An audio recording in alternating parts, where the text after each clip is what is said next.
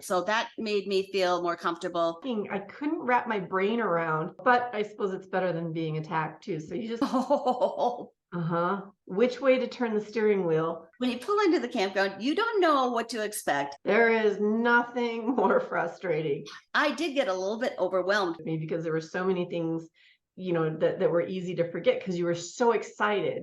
Even though I had been preparing for over a year before I took my first solo RV camping trip, it still was a little scary. The day I took off, towing my little guy Max down the road all by myself.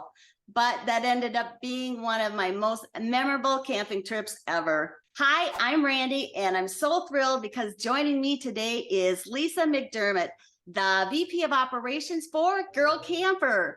And Lesa, too, is a solo RVer, but she also is a Girl Camper guide. So she camps with and mentors other solo RV campers. Welcome, Lesa. I'm so thrilled you're here and joining us today. Thank you, Randy. And I love what you just said about being a little nervous on the first time out. I remember when I went to pick up my first camper, and it was in Ohio, and I live in Western South Dakota. My husband literally looked at me and said, "Who are you?" A few years ago, this is not the woman that I married. You would have jumped in the car and not given a second thought. And that really struck me, that what happened? I got kind of complacent here. And so I loaded up my dog Bandit and we jumped in my Jeep and off we went to Ohio to pick up my first camper. Oh my goodness, I love that story. It's not as scary as we think it is, or maybe what gets in our minds, I believe, because once you get out there and you do it and you feel confident and feel proud of yourself for knowing that you did it, it's pretty amazing. Very true. So true. So if somebody is not familiar with you or maybe hasn't heard of Girl Camper, tell us a little bit about you and tell us the highlights and what we need to know about Girl Camper. Sure. Well, Girl Camper is one of the largest women's camping organizations in the country.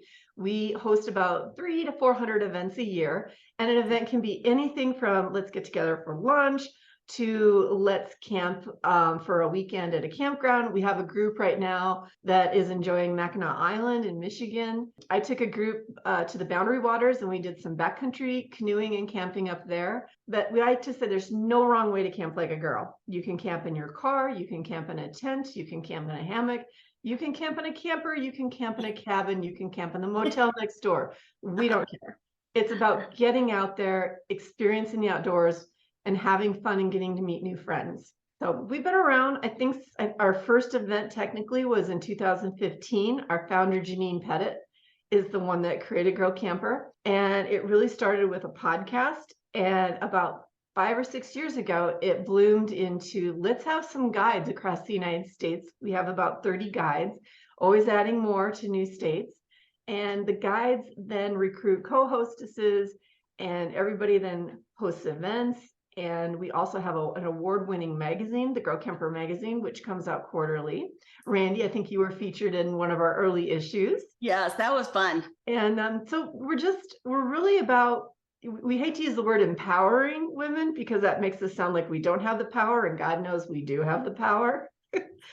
But it's about giving women the confidence and the education and the support to really get out there and experience camping. Wow, that is fabulous. I love everything that Girl Camper is about and stands for, and all of the support you give to women out there. I love it. Thank you. We try to boot out any mean girls that come along because we don't want to tolerate any of that. We want this to be a very welcoming environment. No, I love that. All about positivity. Yes. You and I had talked earlier, and we came up with what we believe are the top 5 most common fears and challenges that somebody might encounter as a solo RVer, whether it's somebody like me and like you that, we're not full-time RVers, but this could apply to somebody that is full-time or somebody that's just a weekend warrior and just wants to get out and do some RV camping, or like you said, camp in a tent or however you want to do it. So let's go through those top 5 issues and then let's offer some tips and advice because we want to just help out and try to get everybody out there and just enjoy enjoying camping and just being outdoors. And the first one on our list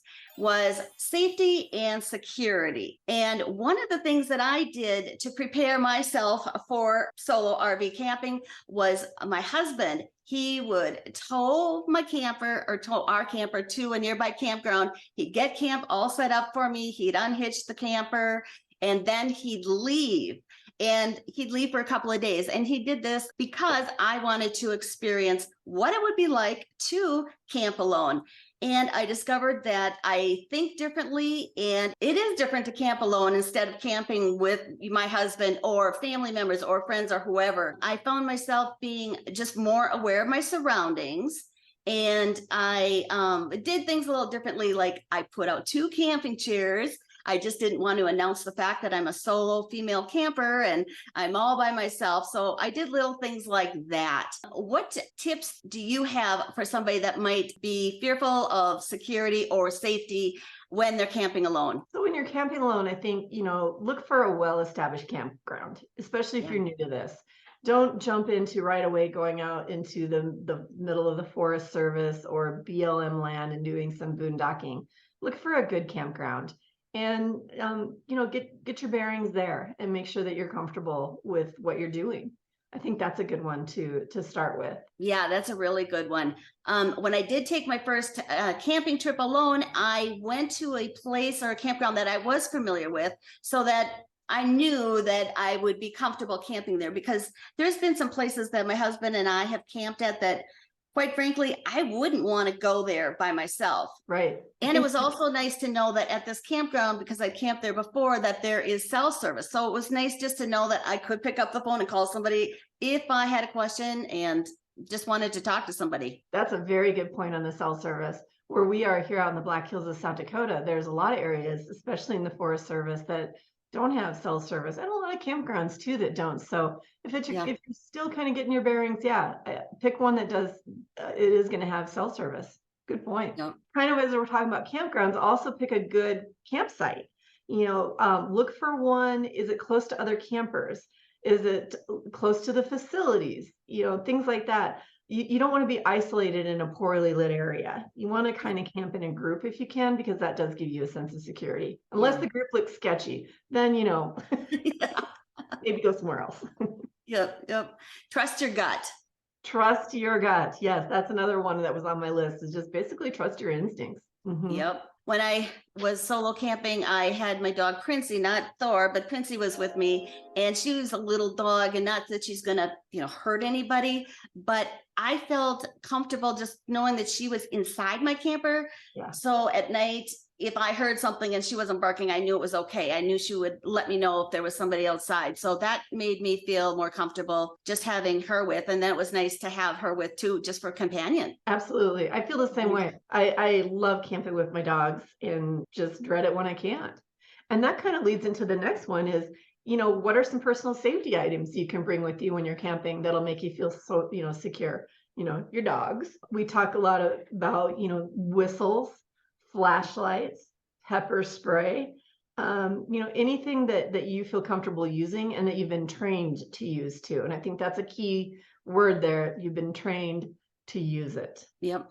It's one thing having the pepper spray, but it's another thing actually taking it out and using it. Exactly. We get this question on safety a lot in our Grow Camper Facebook group.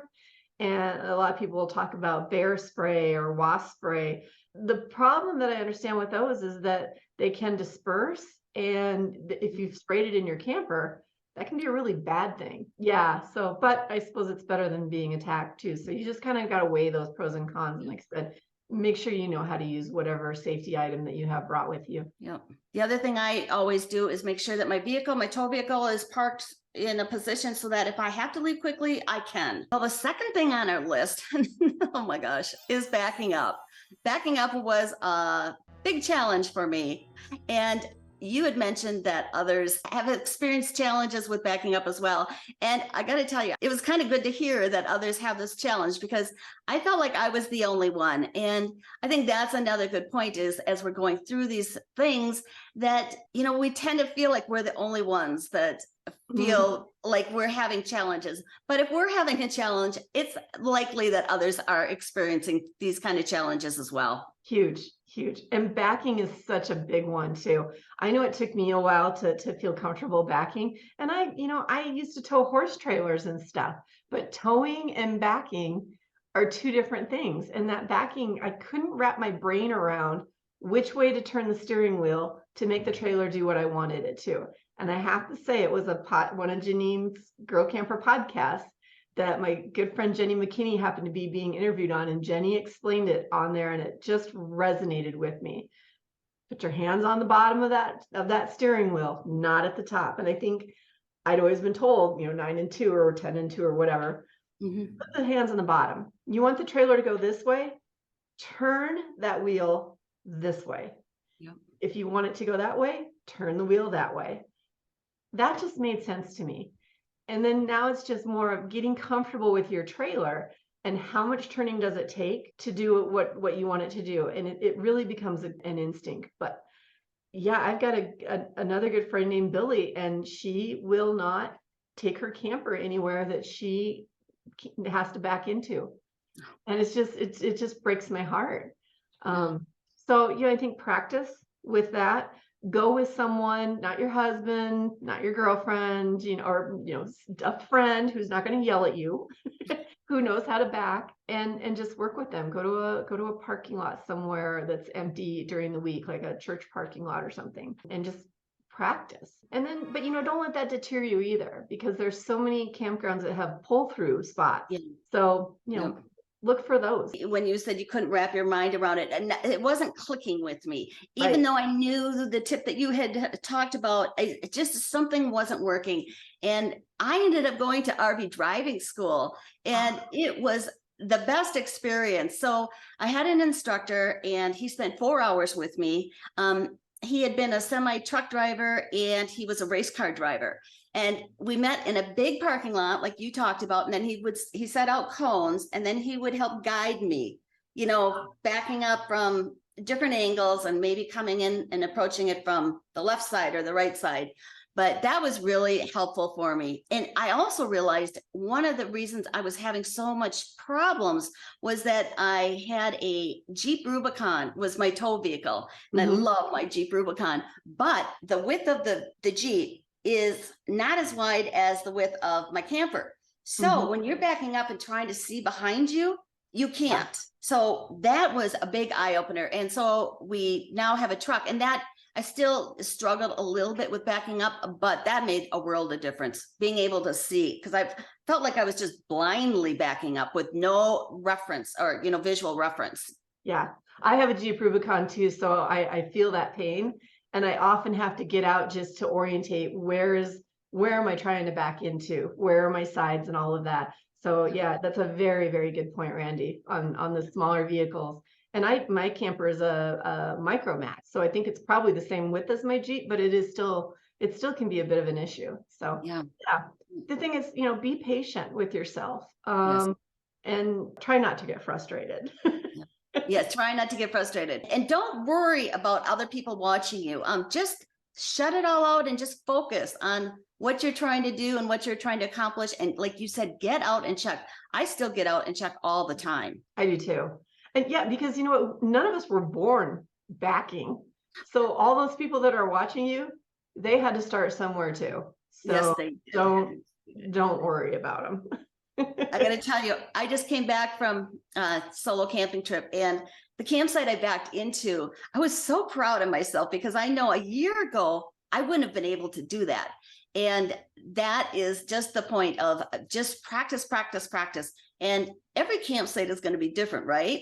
So when you pull into the campground, you don't know what to expect, but you just take your time. And just you're going to work yourself through it. And next time you are in a very similar situation, it just gets easier and easier and easier. It really does.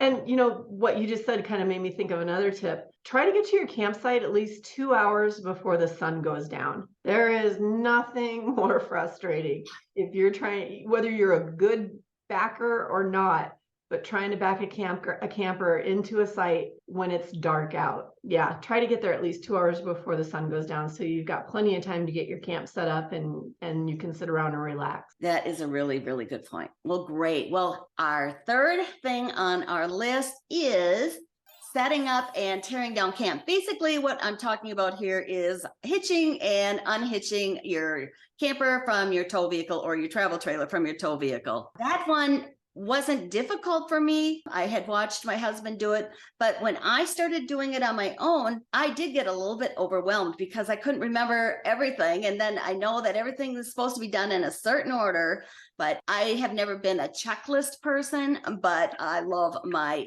set up and tear down checklists. I have them and I keep them in my glove compartment, so they're always there. And then when I get to camp, I just take it out and I go step number 1, step number 2, step number 3, and I just follow the checklist. And this just takes my mind away from, having to worry and think about, did I forget something? Did I remember to turn off the propane tank? All of those things. So I think that's a great point. I do a mental checklist. I used to have a pilot's license, and anytime we started up the plane or shut it down, we actually had a physical checklist we needed to look through. And that really resonated with me because there were so many things, that were easy to forget because you were so excited to get where you're going. And it's the same with camping. So I think having a written checklist is super important.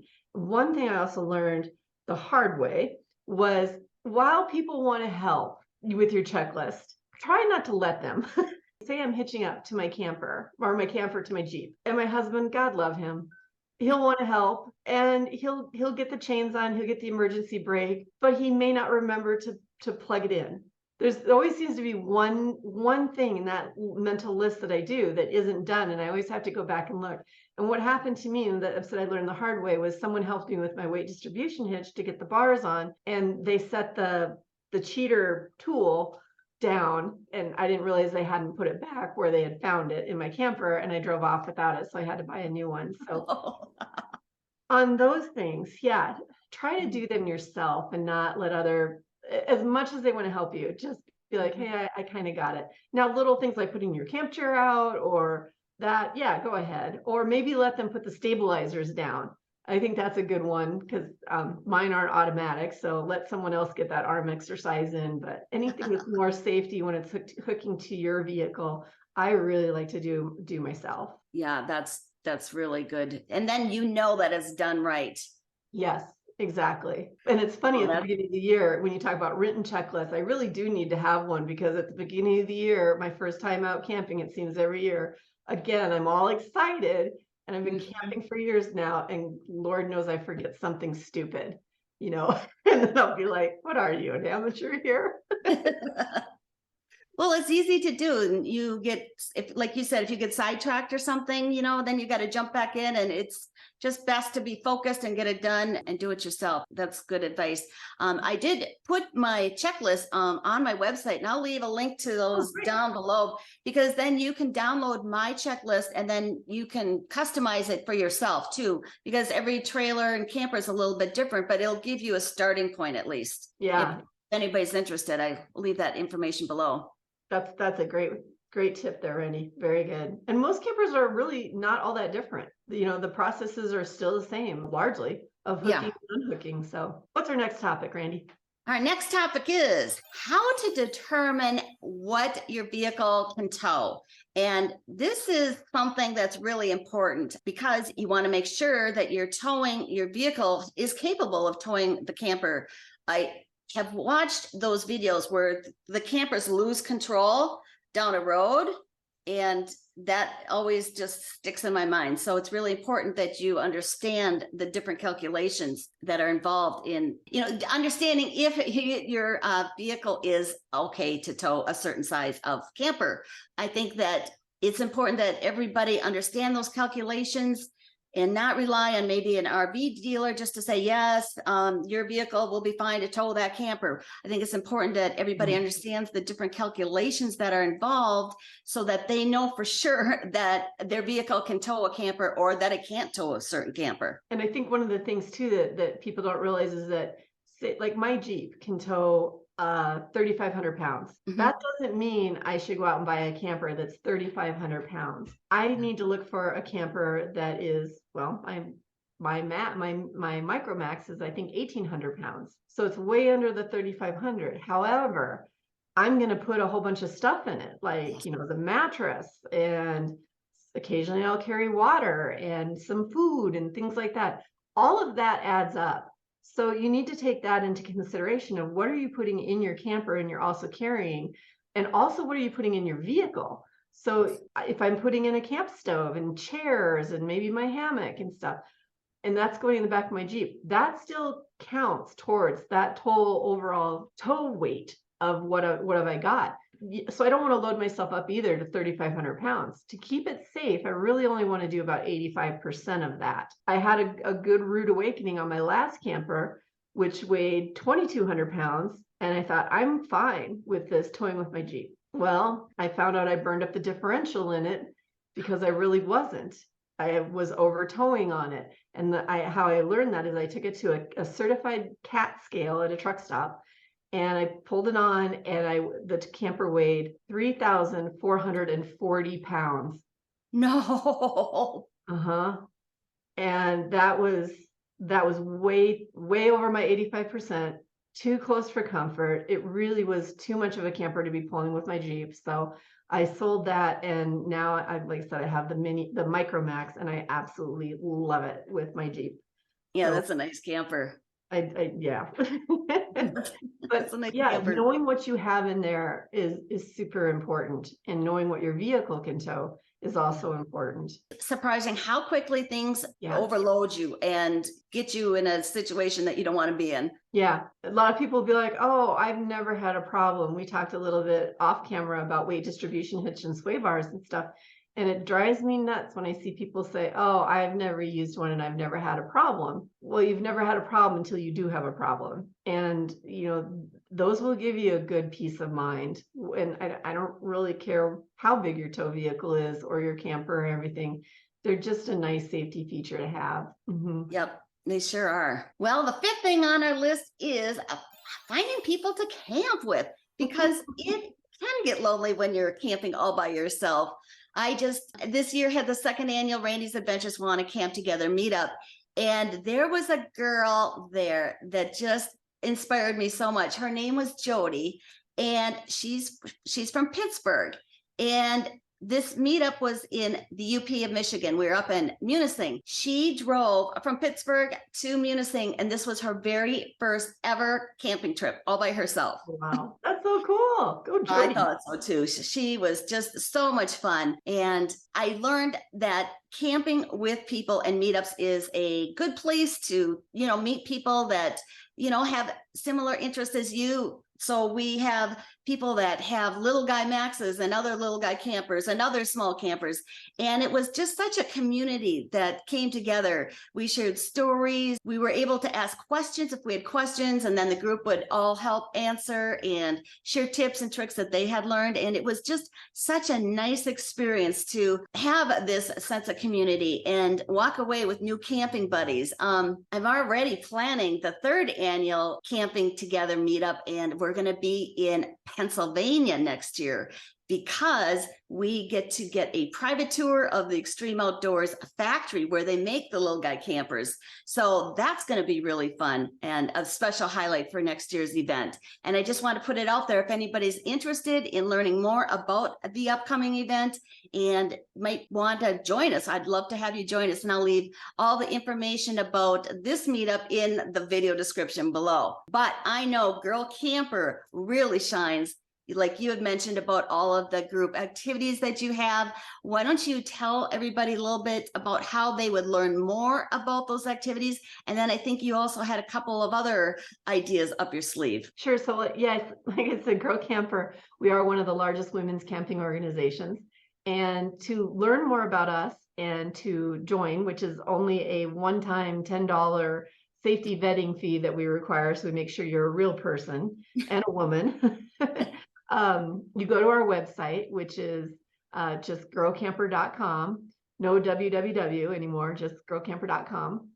And you can look for the events tab, and there's the registration process there. And you can see all of the upcoming events that we have. Yeah, you just register for that, and they can be, like I said, anything from let's get together for lunch to a weekend or a week of camping. It just really runs the gamut, and it is basically women only. We do occasionally offer events for families and for husbands or spouses to come, but primarily it's women, because we find that we are looking for the camaraderie. We're looking for the friendship, and our membership is a lot of women kind of between the ages of 40 and 80. And what we've learned is that women, we find ourselves at these points in our lives where maybe our husbands don't want to camp with us per se, or you find yourself in a divorce, or you're a widow, or you're an empty nester now looking for something else to do. And so it's a lot of like-minded opportunities to get together and just have fun. That's a big thing. But we are a women's specific group, but there's a lot of other great organizations out there too, like the FMCA, who used to be for mostly motor coaches or the big motorhomes, but now they're more inclusive of all kinds of campers. They're escapees, that is also for couples and a lot of different groups in there. And then for people like you and I with our little teardrop campers, there's also tear jerkers. And tear jerkers are all over the country with little chapters that they put on their little teardrop rallies and stuff. So there's a lot of opportunities out there to camp with other people and get to know people in your area. It's just a matter of kind of finding them and doing some searches on the internet. Yeah. Well, there's nothing better than camping with like-minded people, like you said. It's a lot of fun. It is. I'm heading out this weekend to the Lippert Scout Rally. It's in West Yellowstone for a week, and they have 325 people that are coming to that. So I'm really looking forward to that. And anybody can join Lippert Scouts. Lippert makes things for campers.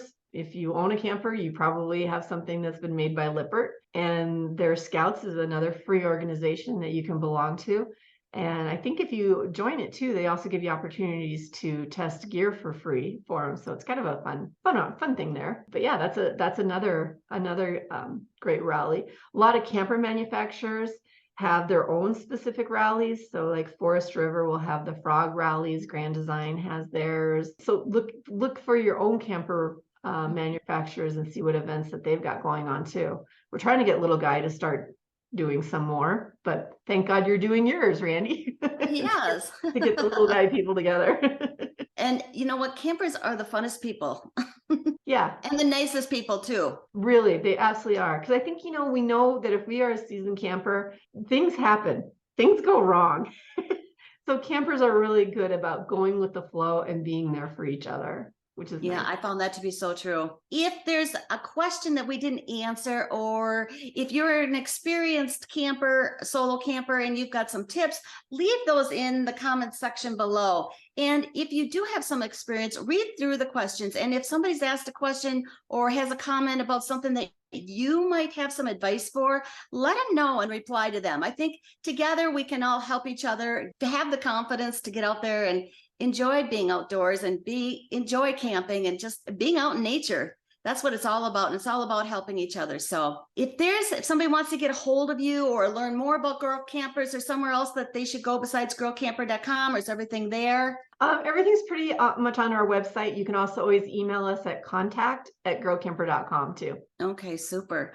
Well, I've so enjoyed having you here, and you are a wealth of information. I really appreciate your time, and I love everything about Girl Camper. Thanks, Randy. We sure love what you're doing too.